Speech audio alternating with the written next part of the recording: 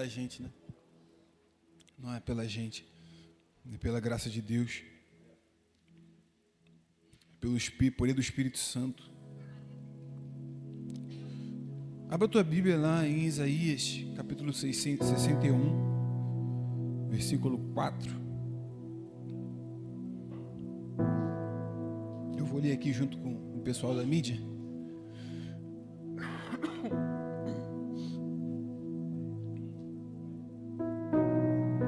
Vai dar não? Não dá não para botar aqui? Dá? Ah, tá. Isaías 61, 4.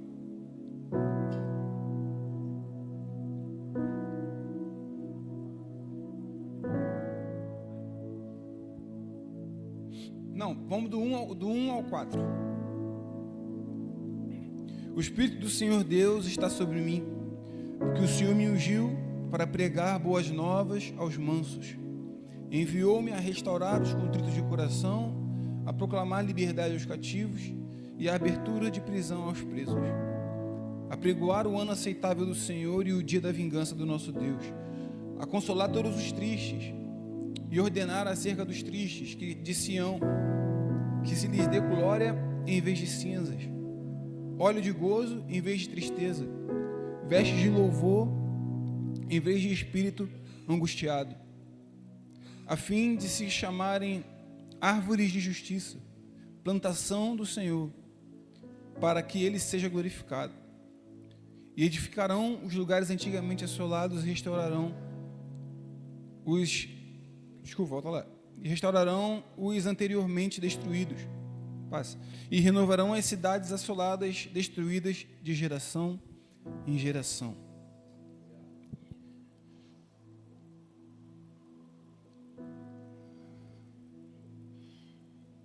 Nos últimos meses, a gente tem falado sobre adoração, falou sobre missão, e a gente falou, está entrando agora no tema, na verdade está saindo, né? Estamos saindo agora do tema sobre os ambientes do reino de Deus. E em casa, meditando, e durante esse tempo, o Espírito, ele começou a ministrar em mim a seguinte coisa: transformar ambientes. Eu acho que é muito necessário nós não só aprendermos o que são os ambientes do reino de Deus, mas como o reino de Deus transforma o ambiente. Eu acho que essa é a maior bomba que realmente impacta o mundo, impacta a terra, impactou e vem impactando a terra. Desde que Jesus Cristo, ele pisou nessa terra, e ele começou o seu ministério, e ele... Muito obrigado, meu amor. Obrigado. Tá cheio de sede mesmo. Aí, ela sabe que eu gosto de água bem morna. Não gosto de água muito gelada, por conta que irrita a minha garganta, a gente canta, né? Enfim. Jesus, quando ele veio para a terra, e ele começou a discipular aqueles 12 homens, e aqueles homens se tornaram o que se tornaram, e impactaram da forma que impactaram o mundo. Desde então, o reino, ele vem sendo estabelecido. Você crê nisso também? Desde então, o Senhor, ele pregou, ele falou assim, ó: arrependei-vos, pois é chegado. É chegado, não vai chegar, é chegado o reino de Deus. Mateus, mas na sua totalidade, ainda não. E a gente já foi conversado com a gente sobre isso. Nós estamos na expectativa da revelação completa do reino de Deus. Nós estamos numa revelação progressiva, nós estamos caminhando para um ápice, sabe? É como se nós tivemos, a gente está acompanhando uma série, né? Que ela vai aumentando de intensidade até chegar no clímax final, que é a volta de Cristo, né? E em todo esse tempo, desde que Jesus ele instituiu a sua igreja, a igreja ela vem revolucionando o mundo. A igreja ela vem transformando o ambiente.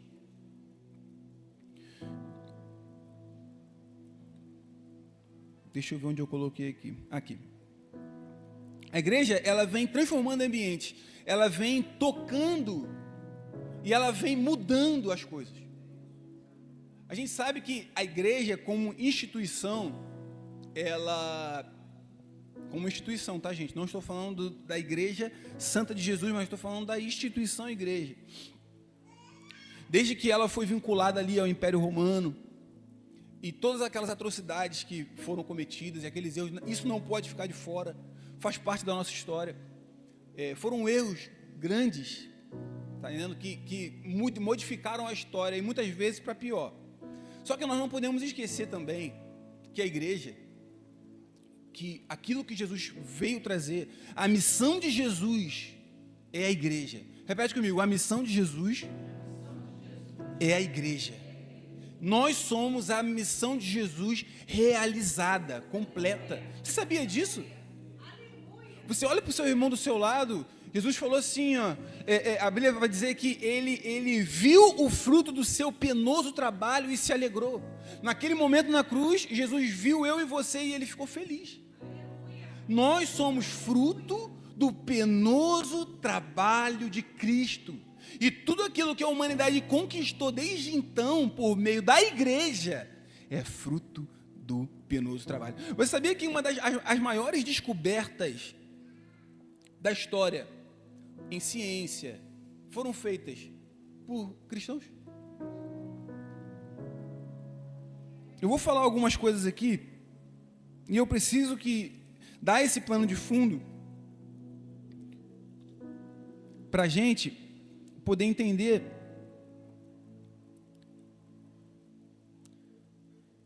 o que o Senhor está querendo dizer hoje.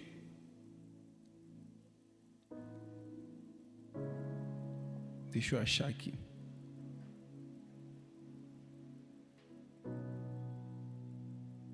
Aqui. Na área da saúde e cuidado social, Basílio de Cesareia, no século IV, em uma época em que os doentes eram abandonados para morrer nas ruas, este bispo fundou o primeiro complexo hospitalar da história, público, atendendo leprosos e marginalizados. Ou seja, o que hoje é para nós normal, um bispo de uma igreja começou a fazer. Ele viu uma necessidade, ele viu que os leprosos não tinham um lugar, ele viu que os marginalizados não tinham um lugar, e ele construiu um complexo, abriu as portas de um complexo para comportar leprosos. Galera, leprosos naquela época, eles não poderiam ter contato, não tinha cura para aquilo que eles tinham. Eles não poderiam ter contato com as outras pessoas. Desde a época do mundo antigo, lá em Moisés, eles já eram afastados do arraial e eles não poderiam voltar até que fossem restaurados. Entende? Então, esse bispo, ele pega e constrói o primeiro complexo hospitalar público da história.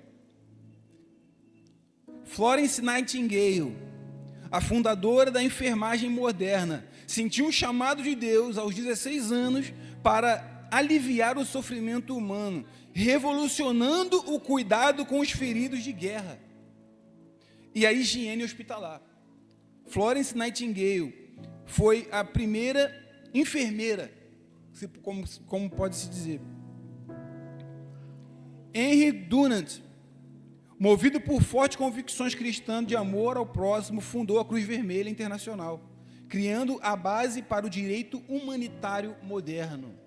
Hoje, o direito humano foi baseado nos ensinamentos e no movimento que Henry Dunant começou na Cruz Vermelha. Em ciência e pesquisa, Isaac Newton. Quem que já ouviu falar de Isaac Newton?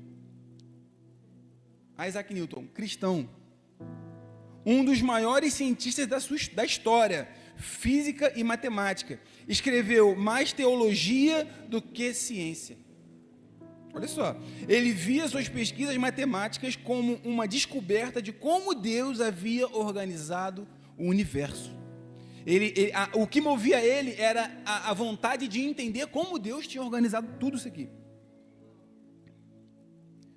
Gregor Mendel, o pai da genética moderna, que descobriu as leis da hereditariedade, estudando ervilhas, era um monge constantiniano, pesquisando num jardim em um mosteiro. Olha só, um monge descobriu as leis da hereditariedade. É considerado o pai da genética moderna. Louis Pasteur, gente, é um nome francês. Pasteur. Desculpa, gente, eu não. Ao vivo é assim mesmo, igual o meu pastor fala, ao vivo é assim mesmo. Cristão devoto que revolucionou a medicina, criando vacinas e processos de pasteurização, provando que a fé e a alta ciência caminham juntas. Educação e conhecimento, cristãos, criação das universidades, as primeiras e mais prestigiadas universidades do mundo, como Oxford, Cambridge e Paris, nasceram das escolas, das catedrais e mosteiros cristãos da Idade Média. Harvard e Yale foram fundadas na América do Norte por puritanos, especialmente com o propósito inicial de formar pastores e líderes cristãos bem instruídos. Olha só, esse nome aqui, Johannes Comenius, bispo da igreja de Morávia, é considerado o pai da educação moderna. Olha isso, educação moderna. O sistema de educação que nós conhecemos hoje foi esse cara que começou a estruturar. Ele defendia que a educação deveria ser universal para ricos, pobres, meninos e meninas, porque todos são a imagem e semelhança de Deus. Ou seja, antes desse homem aqui, ricos e homens poderiam estudar. Até que ele começou a lutar por um direito igual. Justiça e direitos humanos. William Wilberforce, político cristão que lutou por décadas no parlamento britânico até conseguir abolir o tráfico de escravos em 1807, motivado inteiramente por sua fé cristã de que todos são iguais perante Deus. Martin Luther King Jr., esse todos nós conhecemos, pastor batista, que utilizou os princípios do Sermão do Monte para liderar um movimento pacífico pelos direitos civis nos Estados Unidos, combatendo a segregação racial. Dietrich Bonhoeffer, acho que é isso, pastor e teólogo alemão que resistiu ativamente ao regime nazista, abrindo mão do seu próprio conforto para proteger judeus, sendo executado semanas antes do fim da guerra. Por que eu falei isso, gente? Porque homens e mulheres que transformaram, que tocaram, homens e mulheres que olharam um ambiente à sua volta, olharam uma situação à sua volta, e eles falaram: eu não posso ficar parado enquanto eu vejo isso acontecer. Algo os incomodou, algo os moveu, e foi Deus. Na maioria das vezes, o que nos incomoda na sociedade, talvez seja Deus nos chamando para ser sal naquele ambiente destemperado.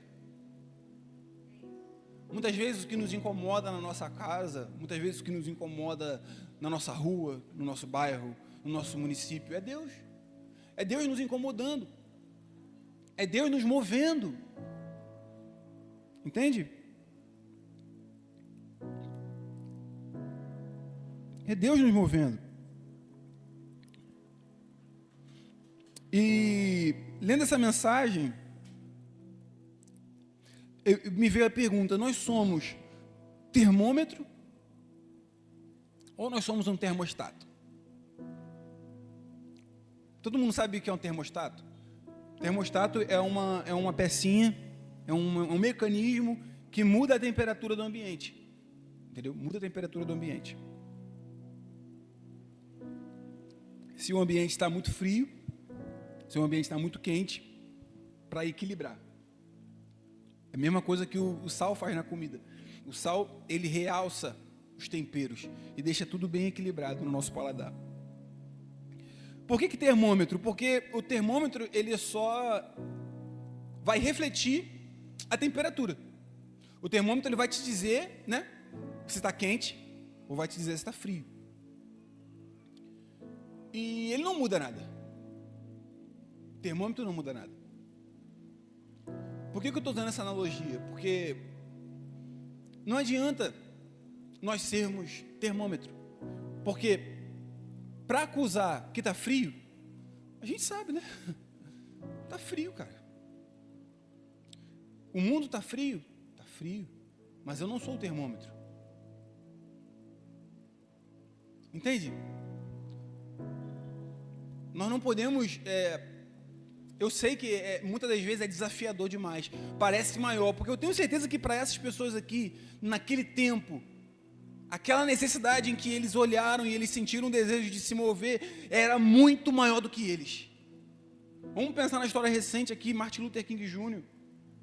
Gente, lidar com a segregação racial num país onde aquilo era normal, era comum, onde as pessoas, cara, as pessoas de cor, né, eles tinham um ambiente só para eles, um banheiro só para eles, um ônibus só para eles. Se eles entrassem num ônibus onde tinha se o branco quisesse entrar no ônibus dele, todos eles teriam que ir para a parte de trás do ônibus, e só o branco poderia ficar na parte da frente. Gente, ele enfrentou uma potestade. Ele teve um desafio gigantesco, mas pelo poder de Deus, pela sabedoria e pela graça de Deus, ele conseguiu. Ele conseguiu. E nós sabemos que os Estados Unidos, hoje, o que acontece lá reflete no mundo. E aquele acontecimento ali reverberou na América do Sul, na América Latina, reverberou na Europa, reverberou na Ásia e tem reverberado ainda. As coisas estão melhorando, estão mudando. Mas porque um homem se levantou. Você tem ideia que se ele não tivesse se levantado naquele tempo, você talvez ainda estaria, você que é negro, você que tem a cor mais escura que a minha, provavelmente você ainda estaria no fundo do ônibus.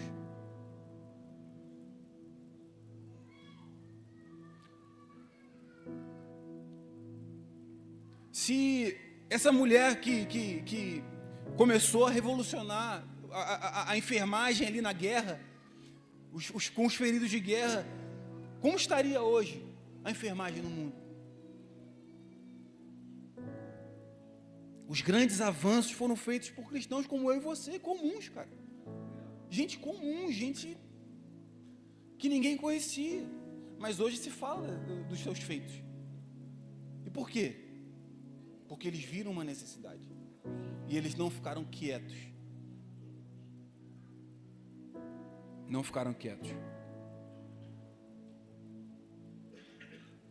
A palavra de Deus diz que nós somos carvalhos de justiça, plantação do Senhor para a sua glória.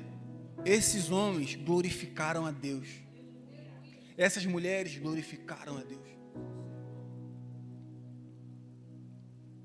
Com as suas vidas.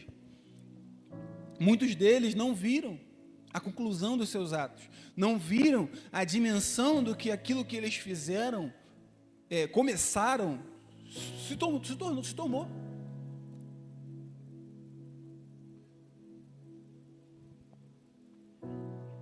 Muitos deles morreram antes, como o Bonhoeffer, o Martin Luther King.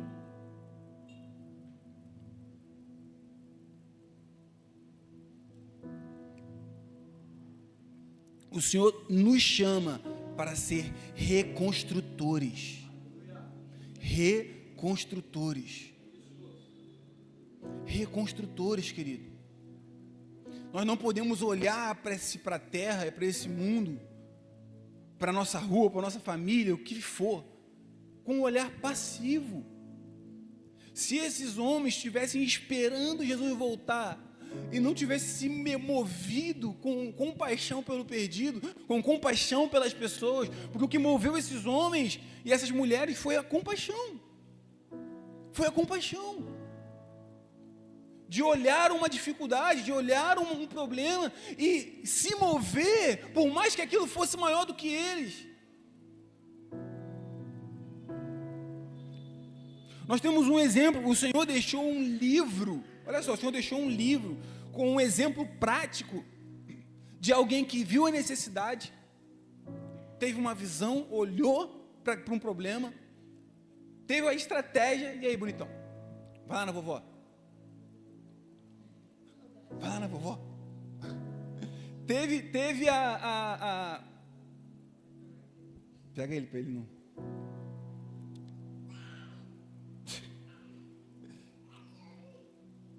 Ele viu uma necessidade, ele usou da estratégia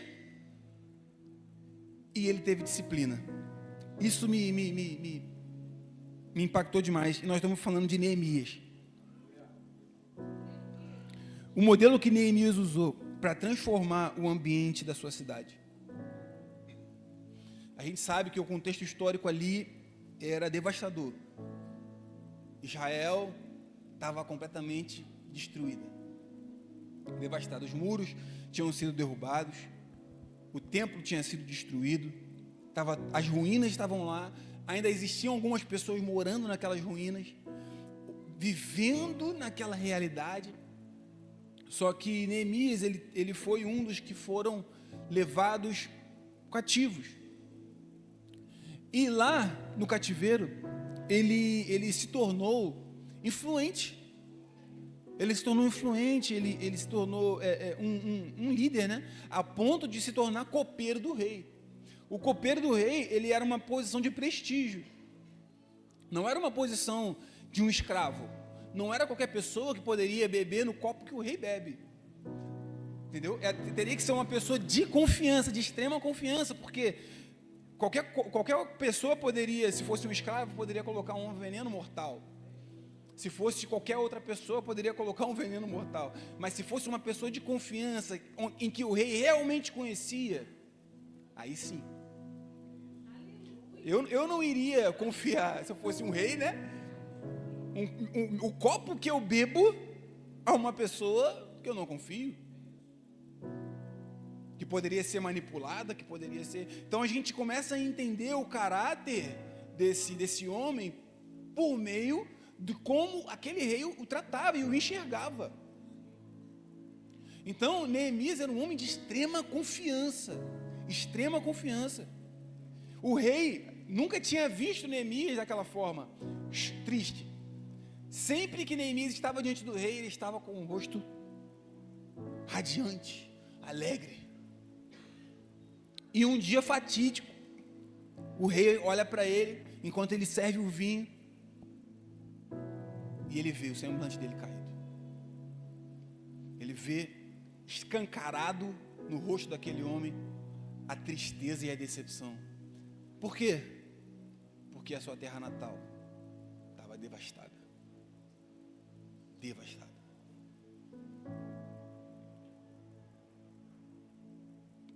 Ele pede notícia do seu irmão, né? Para o seu irmão, fala: como é que está lá? Você que foi lá agora, como é que está lá o povo? O povo está bem? A preocupação, o amor e a compaixão agindo novamente. Como é que está o povo? Como é que está a cidade? Eu estou aqui preso, eu estou aqui servindo o rei, eu estou aqui, mas eu quero saber como é que está o meu povo lá.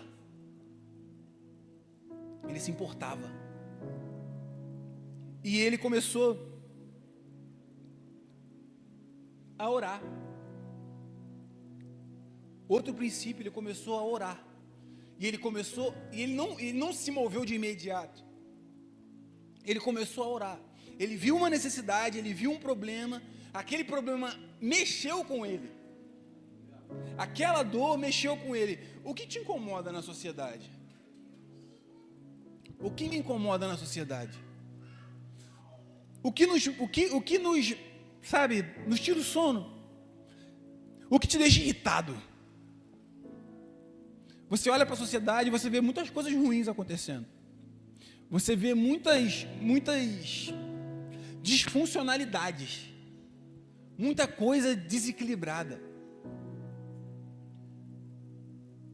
Às vezes, aquilo que mais te incomoda na tua família, na tua casa, no teu município, no teu bairro, na tua nação, seja uma oportunidade para ser sal no teu trabalho.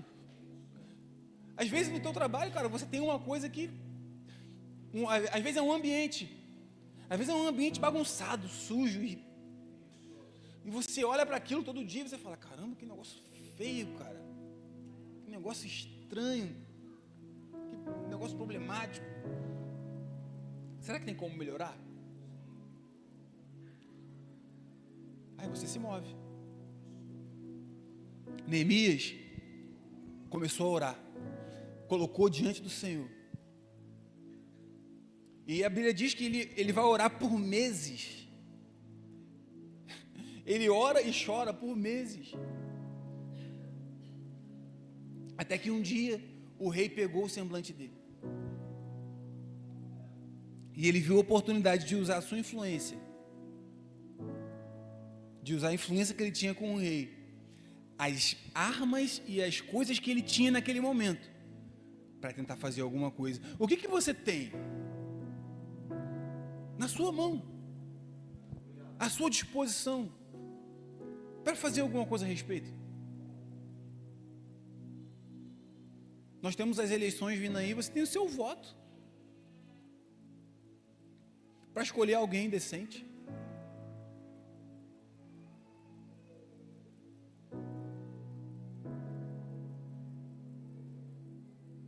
O que Deus colocou na sua mão hoje que você pode aproveitar para que Ele possa colocar cada vez mais coisas? Porque, nota, ele não tinha condições, ele não tinha dinheiro, ele não tinha nada, ele só tinha um copo para servir alguém que tinha tudo. E nota, ele não usou da sua dor momentânea para sair da sua função, ele não abandonou sua função. Muitas vezes a gente tem a nossa dor momentânea, o nosso momento, e a gente abandona aquilo que poderia nos dar ferramenta para fazer alguma coisa a respeito.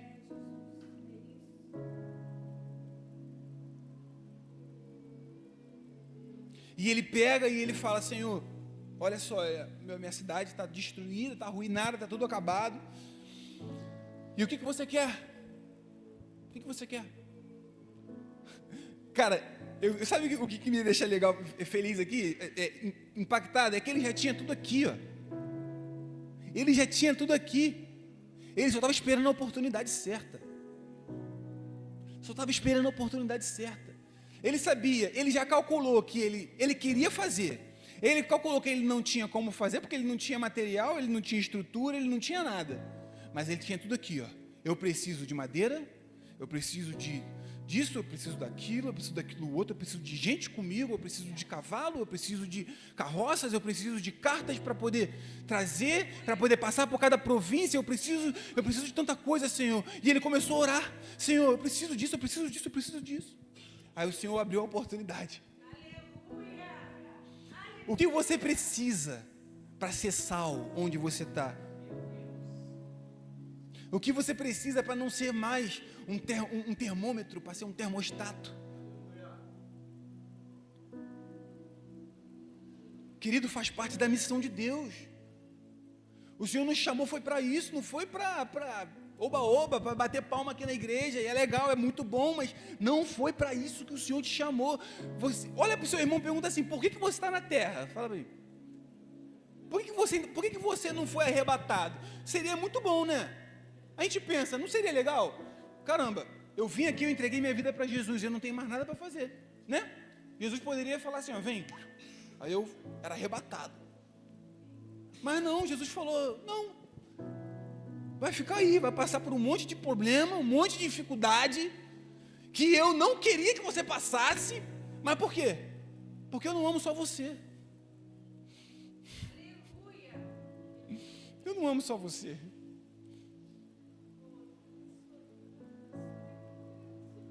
Qual é a visão que Deus tem te dado? Qual é o problema que você tem enxergado, onde você estiver? E se você não está enxergando nenhum problema, querido, ó, colírio para os olhos, por favor. Colírio para os olhos.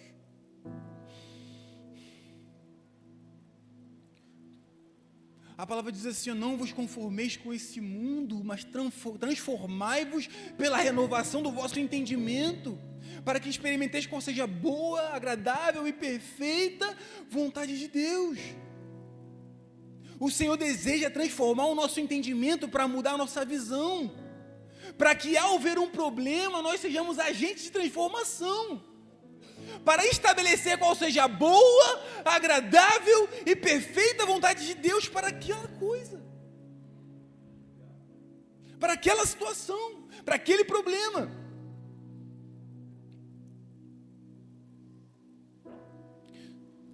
E Neemias, ele começa, e o rei ele começa a dar tudo para ele. Fala: vou te dar carta, vou te dar madeira, vou te dar tudo e você vai reconstruir. Lá em Neemias 1,4 vai dizer assim: quando eu vi essas coisas, sentei-me e chorei. Passei dias lamentando, jejuando e orando a Deus dos céus. Neemias 2,17 vai dizer assim: vocês estão vendo a situação terrível em que estamos, Jerusalém está em ruínas. Venham, vamos reconstruí-la juntos.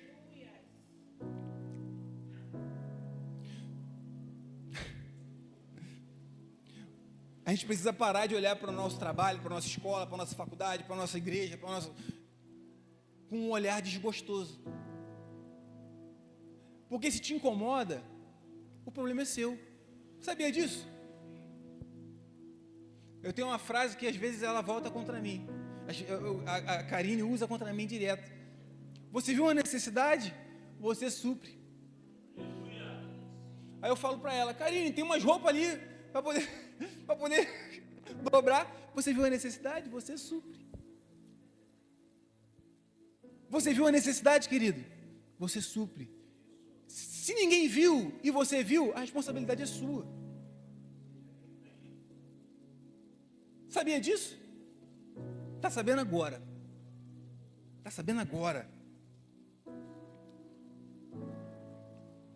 Se está te incomodando, se a igreja te incomoda, querido, seja resposta, não seja problema. Não seja mais um que vai fazer o problema crescer, correto? Nós somos aqueles que fazem os problemas desaparecerem. Mas quando nós estamos descontentes com alguma coisa num ambiente, tendemos a ser aquela pessoa que vai falar: olha lá, tá vendo? Olha lá o problema lá, olha lá o pastor. Vou usar o pastor. Olha lá o pastor. Pô, desculpa, pastor. O pastor geralmente é o problema que as pessoas olham, né? Não, o problema é o pastor. O problema, o pastor não fez isso. O pastor não faz o banheiro dos homens. O pastor não faz não sei o quê. O pastor não faz não sei o que lá. Desculpa, pastor. Mas você viu a necessidade.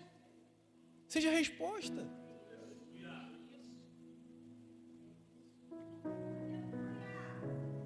A gente precisa amadurecer, isso é maturidade. A maturidade nos leva a não mais questionar quem é que é responsável pelo quê. Está entendendo? A ser resposta para aquela situação. Um filho maduro não fica procurando culpado. Não fica procurando a quem culpar. Pense em como resolveremos. Como resolveremos? Ele poderia muito bem falar e botar a culpa no rei. Falar: rei, olha só, a culpa é sua. Você levou meu povo cativo, pô. Você levou meu povo... Gente, eu não posso ficar... Lembrei. Esse quadradinho aqui. Rei, você levou meu povo cativo, a culpa é sua, então o problema é seu. Se você quiser restaurar, você restaura. Se você não quiser restaurar, você também não restaura. Ele poderia fazer isso, querido, mas ele não fez. Ele não fez. Ele se moveu.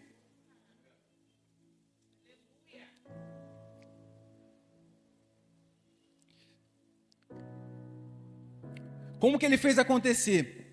Neemias capítulo 2, versículo 12, vai dizer assim: saí de noite, não havia contado a ninguém que o meu Deus havia posto em meu coração que eu ia fazer. Só o rei, se o rei achar bem, me dê uma carta para Asaf, guarda da floresta do rei, para que ele me ofereça madeira. Não basta ter boas intenções, é preciso estratégia. É aqui, na verdade, muitos de nós paramos no primeiro, né? Que é a visão. Não conseguimos enxergar. o problema. Ou quando enxergamos, não queremos fazer nada a respeito. Mas quando a gente enxerga o problema e a gente fala, cara, eu preciso me mover. Como? Como que eu posso me mover para solucionar um problema? Como que eu posso me mover para solucionar uma situação? Neemias não falou para ninguém, ó.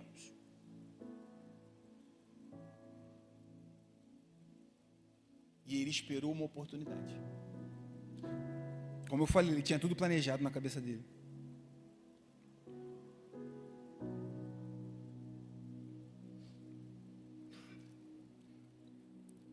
Quando a obra começou, deixa eu continuar nessa estratégia aqui, porque é importante a gente pensar como solucionar esse problema. Quais são os passos que a gente precisa fazer para solucionar o problema? Aqui vai dizer que ele inspecionou, me ajuda, mãe, que ele inspecionou o muro. Olha só, ele queria restaurar o muro. Então, o que ele fez? Foi fazer uma ronda. Ele pegou de madrugada, sem ninguém ver ele fez uma ronda pelo muro da cidade. E ele olhou cada detalhe, cada particularidade, cada situação, cada parte quebrada. E ali ele pensou durante a madrugada.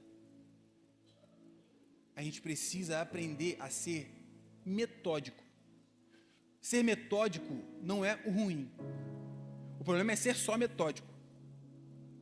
A gente precisa analisar, pensar, usar a cabeça para solucionar os problemas, querido. Todo problema tem uma solução. A gente só não conseguiu pensar nela ainda. A gente só não conseguiu enxergar uma saída ainda. Mas Deus dá a graça. Analisa tudo. Onde começou, por que aconteceu, onde está, qual é o problema, qual é a situação, estuda, se prepara. Mas para a gente é mais confortável viver a nossa vida normal. Porque resolver um problema que não é meu, olha só, muitas das vezes aquela situação não te afeta, não afetava ele. Ele estava lá já, com a vida feita, querido. Com a vida feita, ele era o copeiro do rei, ele não poderia querer mais nada. Braço direito do rei. Mas ele largou tudo. Ele largou tudo para poder resolver um problema de Deus. O que nós estamos dispostos a deixar? Ou, melhor, o que nós estamos dispostos a estudar? Às vezes, o problema que você está enxergando depende de você estudar um pouquinho mais.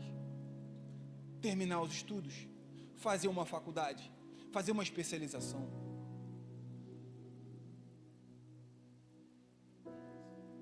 E você, mas eu tenho que fazer tanta coisa. Poxa, eu já trabalho demais. Eu tenho que estudar também.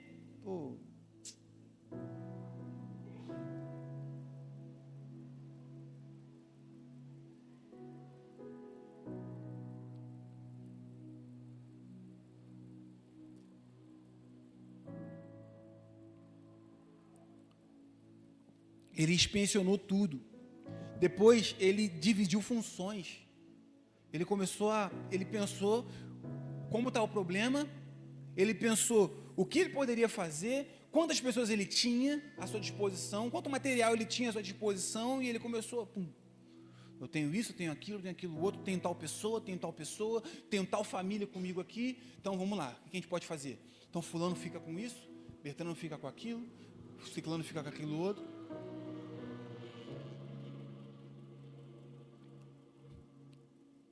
Neemias 4:7. Os que construíram o muro faziam um trabalho com uma mão e com a outra erguiam uma arma. Estou fazendo uma grande obra, não posso descer, porque a obra deveria parar enquanto eu desço para ir encontrar-me com vocês. Gente, estou lendo o versículo solto porque vocês já conhecem a história, só para lembrar, né? Disciplina para realizar. intempéries vão acontecer, dificuldades vão aparecer, pessoas mal intencionadas no seu projeto, no seu objetivo, na sua visão, vão querer te paralisar, como aconteceu com Neemias. Sambalate apareceu e começou, mas ele estava convicto de que aquilo ali era uma missão de Deus, que ele recebeu de Deus. Gente, a Bíblia, ela nos dá um manual de como fazer as coisas. Jesus, ele não te pede para você fazer e ser sal e ser luz, e ele te deixa haver navios para você fazer do seu jeito, da sua maneira. Não, a palavra de Deus, ela te dá princípios eternos. Queridos, esses princípios aqui são usados nas universidades, vocês sabiam disso? Vocês sabiam que eu estou cursando RH, muita coisa, eu olhei assim, eu falei, caramba, isso aqui tem na Bíblia, cara. Essa forma de liderar a equipe tem na Bíblia, essa forma de fazer tem aqui, essa história reflete um pouco do que esse homem fez. Eu falei, caramba,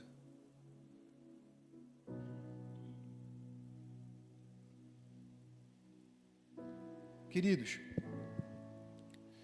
vai ser requerido das nossas mãos. Eu não posso ser leviano de roubar isso de você. Eu preciso falar isso para você. Vai ser requerido das suas mãos o trabalho das suas mãos. Aquilo que for palha vai queimar, mas o que for eterno vai permanecer. O que você tem ajuntado na terra? O que você tem ajuntado no céu? Quais são os tesouros que você tem granjeado? Qual é a visão que o Senhor colocou na tua vida, na tua mente, no teu coração? Qual é o problema que o Senhor te chamou para resolver? Você abandonou? É tempo de reconstruir, é tempo de restaurar. Sempre foi tempo.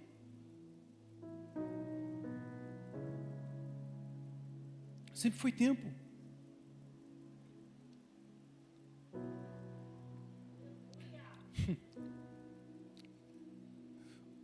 Mudar um ambiente dá trabalho e enfrenta resistência. As pessoas vão testar a sua paciência, o inimigo tentará desanimá-lo. Trabalhe com as mãos, faça a sua parte natural e segure a espada. Olha só, nós estamos em guerra. Nós estamos em guerra. A nossa luta não é contra carne nem sangue, mas contra principados e potestades e as hostes espirituais na maldade, nas regiões celestiais, nos ambientes espirituais. A nossa luta não começa aqui, ela começa lá. E a igreja de Jesus, ela guerreia de lá para cá, não daqui para lá. Isso é um princípio que a gente precisa pegar. Não adianta eu querer solucionar o problema e atacar ele de frente aqui na terra, se eu não tenho um suporte espiritual.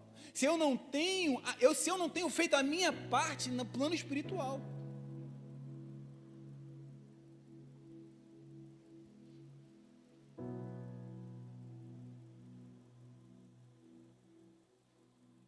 Jejum, oração.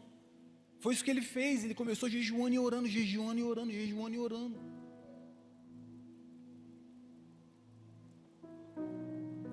Faça a sua parte natural, segure a espada com uma mão e com a outra, trabalhe. Eles ficavam com uma espada aqui, porque tinha risco dos inimigos que estavam à volta, tentarem atrapalhar a obra. Ou seja, enquanto ele estava lá virando a massa, ele tinha que estar atento. E ele virando a massa tinha que estar aqui, ó, atento. Quando aparecesse o inimigo, ele tinha que estar disposto a pegar a espada.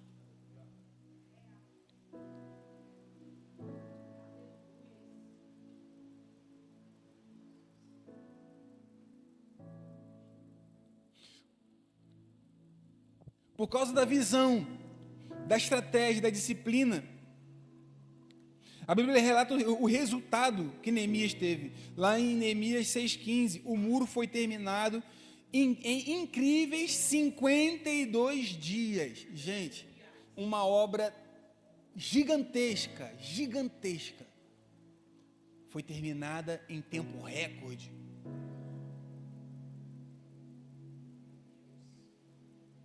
Porque ele seguiu isso aqui: visão, estratégia e disciplina. Visão, estratégia e disciplina. É comum um cristão olhar para as ruínas do mundo e cruzar os braços. Mas a Bíblia não diz que o mundo vai melhorar sozinho. As coisas não vão melhorar sozinhas. Se nós, como cristãos, não nos movermos, quem vai? A gente vai esperar as pedras clamarem?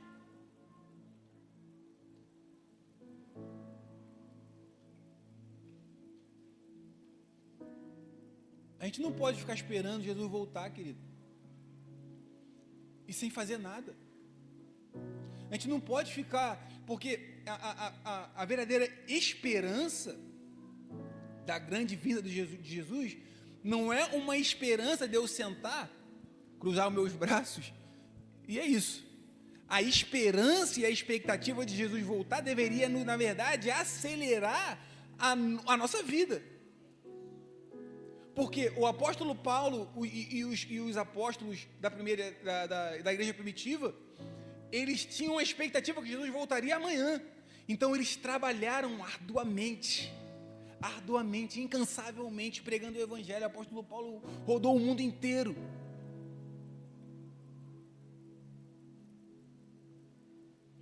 Porque ele entendeu que ele entendeu a urgência da pregação do evangelho.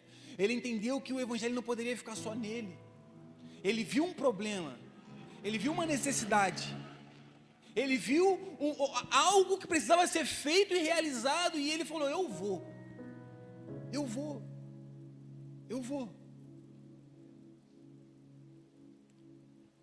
E a grande pergunta para nós é: você vai? Eu vou.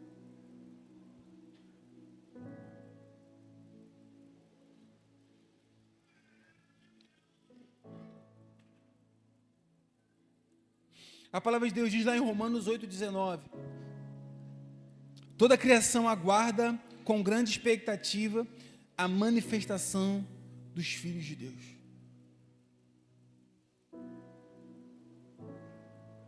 Os filhos de Deus, a criação, por nossa culpa, em Adão, ela foi reduzida ao que ela é hoje. Nós vemos a criação muito bela, muito linda, e ela é, mas ela era muito mais excelente. A terra era muito mais excelente, as plantas eram muito mais, sabe, os animais eram muito mais, e a criação está aguardando o quê? Que os filhos de Deus se manifestem, que os filhos de Deus se movam para resolver os problemas.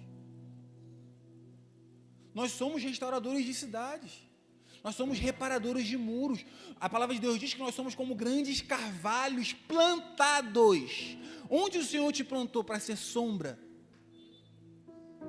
Onde o Senhor te plantou para dar fruto? Onde o Senhor te plantou para que as tuas plantas sejam cura?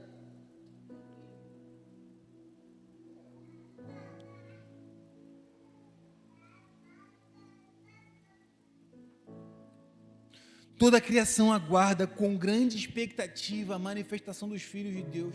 Quem aqui é filho de Deus? Levanta a mão. A criação está nos aguardando. A palavra de Deus diz que a terra geme, que a natureza anseia pela manifestação dos filhos de Deus. E essa manifestação dos filhos de Deus, ela vai culminar na restauração dos nossos corpos mortais. Quando nós vamos ter um corpo incorruptível. Mas até lá, nós vamos deixar que a natureza continue a sofrer por nossa culpa, por nossa queda, pelos nossos problemas. Nós vamos continuar achando que não é nossa responsabilidade o que está acontecendo no planeta? Nós vamos continuar vivendo como se não fosse culpa nossa, que as coisas ruins acontecem?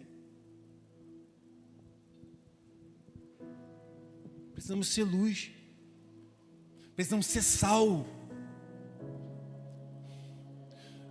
Jesus vai dizer: ninguém que acende uma candeia coloca ela debaixo da mesa. Como que Jesus te acendeu? Como que Jesus te acendeu? Quando Ele te deu o Espírito Santo. O Espírito Santo é a chama viva de Deus em nós. Aí Jesus te pegou, te limpou. Você é uma candeia suja. Ele te pegou, te acendeu, te limpou e te colocou debaixo da mesa. Não, cara. O Senhor não quer que você fique escondido. A bomba que está dentro de você, a dinamite, o dunamis que está dentro de você, ele foi feito para ser colocado num alto lugar, para iluminar todos da sala. Para iluminar todos da sala. E esse lugar não é um lugar de destaque. Muitas das vezes não vai ser um lugar de destaque. Você não vai ser luz só porque você está iluminando todo mundo e você está brilhando e você está... Não é isso que a palavra quer dizer. A palavra quer dizer que você precisa brilhar e muitas vezes você não vai aparecer. O que vai aparecer é a luz. O que vai aparecer é a luz brilhando em você. Muitas pessoas confundem. Elas acham que elas estão brilhando intensamente e que as pessoas estão olhando para ela. que as pessoas estão aplaudindo ela. Ou então a pessoa, ela persegue um status. Ela persegue se está numa posição de destaque para brilhar. Quando ela pode começar a iluminar. Ela pode começar a arder agora. O Senhor quer te acender, o Senhor quer te avivar, mas esse avivamento e essa ativação e esse acender não pode ficar escondido e contido em você. Ele precisa encontrar um lugar para brilhar. Eu sempre falo esse versículo: Jesus quer entrar por você. Levantai, ó portas, as vossas cabeças, levantai-vos, ó entradas eternas, para que entre o Rei da Glória. Quem é esse Rei da Glória? Quem é? O Senhor dos Exércitos, poderoso nas batalhas.